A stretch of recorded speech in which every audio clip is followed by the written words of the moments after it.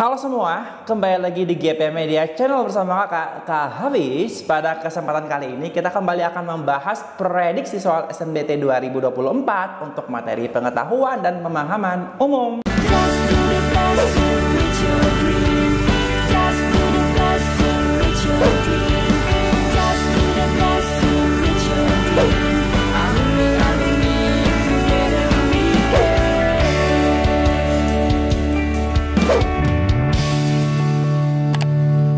Kapan lagi kamu bisa ikutan tryout UTBK gratis di GP Media kalau bukan sekarang? Ikuti syaratnya dan kirim bukti screenshot di gpmedia.id ya, jangan sampai ketinggalan. Buat kalian yang lagi cari tryout SNBT dan ujian mandiri untuk masuk PTN, kita punya solusinya.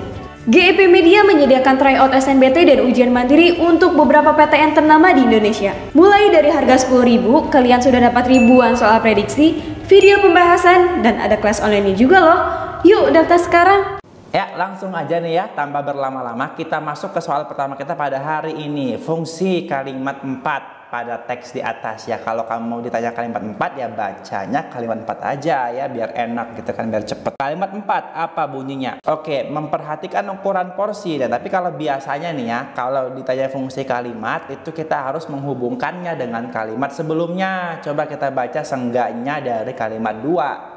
Dalam diet sehat, penting untuk mengonsumsi berbagai jenis makanan yang kaya akan nutrisi, termasuk sayuran, buah-buahan. Oh, berarti dia membicarakan mengenai apa yang penting dalam melakukan diet sehat. Oke, mengonsumsi berbagai jenis makanan, buah-buahan, sayuran, biji-bijian, protein nabati, dan hewani yang rendah lemak, serta produk susu rendah lemak. Selain itu, oh berarti di kalimat ketiga itu dia pasti masih akan menambahkan informasi terkait dengan hal-hal penting yang ada, yang harus dilakukan atau yang penting untuk diperhatikan ketika melakukan diet sehat. Apa katanya? Menghindari atau membatasi konsumsi makanan olahan, gula tambahan, dan lemak jenuh juga merupakan bagian penting dari diet sehat. Nah, yang keempat pertanyaannya, memperhatikan ukuran porsi, minum cukup air, dan pola makan yang teratur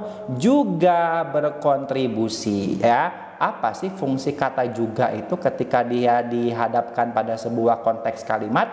Biasanya kata juga itu kita pakai untuk ia menambahkan informasi. Juga berkontribusi pada efektivitas diet sehat dalam menjaga berat badan yang seimbang dan meningkatkan kesehatan secara keseluruhan. Coba kita baca opsinya kalau begitu. A. Menambahkan informasi. Yang udah yang A aja jawabannya ya. Kalau yang B bener nggak? Menjelaskan akibat? Enggak. Menjelaskan sebab juga enggak. Menentang? Enggak. Menjelaskan dengan lebih dalam hal yang sudah disebutkan. Kurang tepat ya. Bukan menjelaskan tapi menambahkan.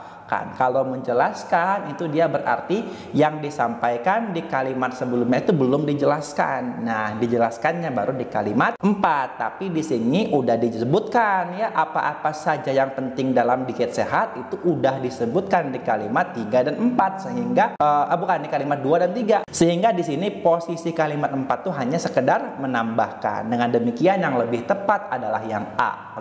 Oke, nomor berikutnya, hubungan kalimat 7 dengan kalimat 6 pada teks di atas. Coba kita baca. Oh, teksnya udah berbeda sekarang ya. Kalimat 7 dengan kalimat 6. Oh, kita baca dulu yang 6 nih.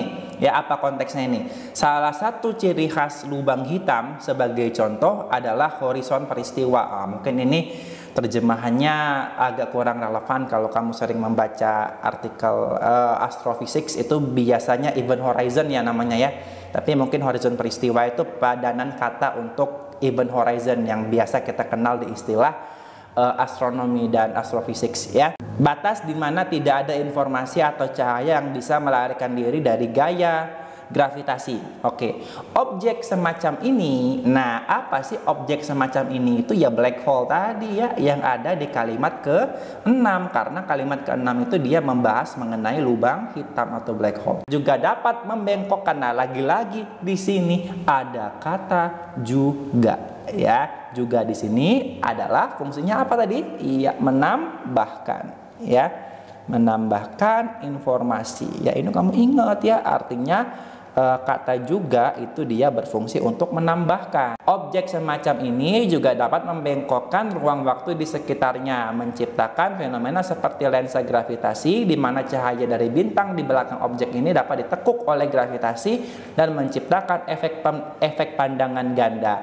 Apa yang ditambahkan? Informasi apa yang ditambahkan? Informasi terkait ya fenomena yang terjadi pada black hole. Ya, jadi di sini dia menambahkan informasi mengenai apa yang bisa terjadi di sekitar black hole ya, yang sudah disebutkan di kalimat ke-6. Jadi fungsinya untuk menambahkan. Jawabannya yang mana? Yang B. Oke? Oke, untuk nomor selanjutnya frasa adjektiva yang terdapat dalam kalimat di atas. Ingat ya, kalau frasa adjektiva itu berarti kata utama yang menyusunnya itu harus berupa adjektif ya, atau kata sifat, bukan kata nomina ya, yang menyusun, yang jadi penyusun utamanya itu. Kakak kasih contoh yang paling sederhana itu ya, seperti kata apa namanya, misalkan buku atau meja besar ya. Meja besar ini artinya ini bukan frasa adjektiva ya, karena yang menjadi objek utamanya itu adalah meja ya, yang menjadi kata utamanya itu adalah meja besar. Ini keterangan meja yang besar ya.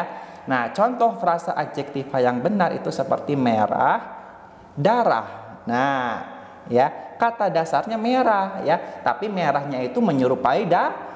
Merah itu sifat ya, kata sifat merah yang menyerupai darah. Nah, darah itu nomina. Nah, nomina di sana fungsinya sebagai keterangan. Jadi kamu harus mencari kata suatu frasa yang dia kata adjektiva itu sebagai kata utamanya ya, atau sebagai sorotannya, kemudian ditambah dengan keterangan. Keterangannya bisa berupa nomina atau lain sebagainya gitu ya. Coba kita lihat nih, atau adverbia juga bisa sebagai keterangannya. Coba kita lihat di sini.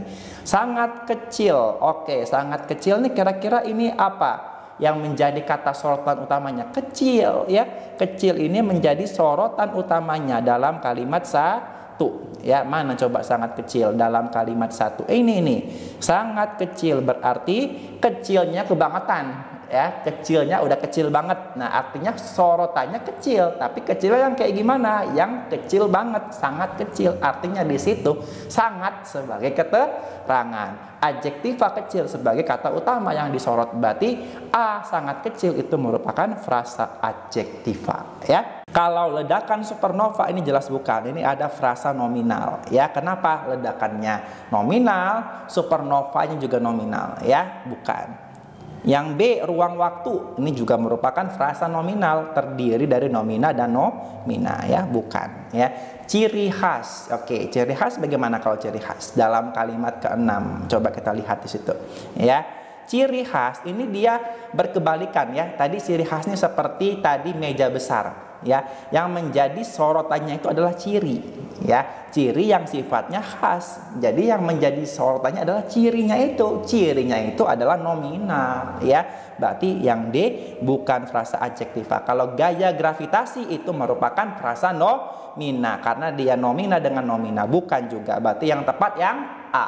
Oke, soal berikutnya, pemisahan yang tepat jika paragraf di atas ingin dijadikan dua paragraf. Oke, ya coba kita baca nih. Ultra compact object adalah istilah dalam astrofisika yang merujuk kepada objek astronomi dengan massa yang sangat besar yang terkompresi menjadi ukuran yang sangat kecil. Objek semacam ini, objek semacam ini berarti yang semacam ultra compact object ini ya, yang dia massanya besar tapi dia kecil ukurannya, berarti dia padat banget ya, namanya ultra compact ya.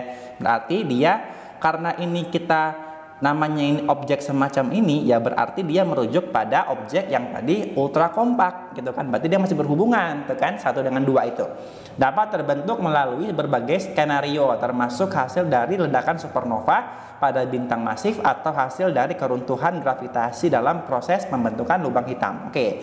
Salah satu contoh paling ekstrim dari ultra compact object adalah lubang hitam. Nah, berarti kan dia masih berhubungan. Kalimat kedua tadi adalah mengenai skenario pembentukan ultra compact object ya, yang salah satunya itu adalah dari keruntuhan gravitasi dalam proses pembentukan lubang hitam. Sementara kalimat 3 ya dia masih berbicarakan mengenai objek yang tadi kita sebut sebagai lubang hitam, di mana gravitasi sangat kuat sehingga tidak ada apapun yang bisa lolos dari radius quartz shield. Oke, dia berarti masih membicarakan mengenai hal yang berhubungan dengan kalimat dua. Artinya penyusunannya itu kalau kita mau pisah jadi dua, nggak boleh kita pisah antara 2 dengan 3 menjadi paragraf yang berbeda, gitu ya. Berarti harus digabungin 1, 2 dengan 3, ya. Gimana dengan yang keempat? Coba kita baca dengan yang keempat. Yuk. Ultra compact object memengaruhi sekitarnya melalui gaya gravitasi yang kuat. Nah, ini juga udah dibahas di kalimat ketiga, ya. Gravitasi yang kuat. Nah, ini juga masih membahas mengenai gravitasi yang kuat. Apa efeknya memutar dan menarik benda-benda di sekitarnya. Oh, berarti sampai kalimat 4 dia masih berhubungan. Ya, berarti 1, 2, 3, 4 tuh harus dalam paragraf yang sama. Coba kita lihat dengan kalimat kelima. Ultra compact object memiliki sifat-sifat yang unik. Oh, udah beda nih pembahasannya, ya. Karena dia sekarang membahas mengenai keunikan, ya, daripada ultra compact object yang dan memengaruhi lingkungan sekitarnya secara signifikan. Oke, berarti dia akan membahas, ya, keunikan dari pengaruh ultra compact object ini terhadap lingkungannya, ya. Di kalimat kelima udah ada bridging mengenai topik baru. Berarti kalau kamu mau pisah 1, 2, 3, 4 tuh harus dalam satu paragraf, selebihnya 5 sampai 8 itu menjadi paragraf berikutnya. Berarti jawabannya yang mana? Iya, yang B. Oke? Nah, soal berikut diperuntukkan untuk latihan kamu di rumah. Ya, silakan kerjakan dengan baik dan seperti biasa tuliskan jawabannya di kolom komentar. Sekian untuk video kali ini, ya. Untuk melihat video-video pembahasan prediksi SNMPTN berikutnya silakan dipantengin terus, ya, di GP Media Channel. Terima kasih.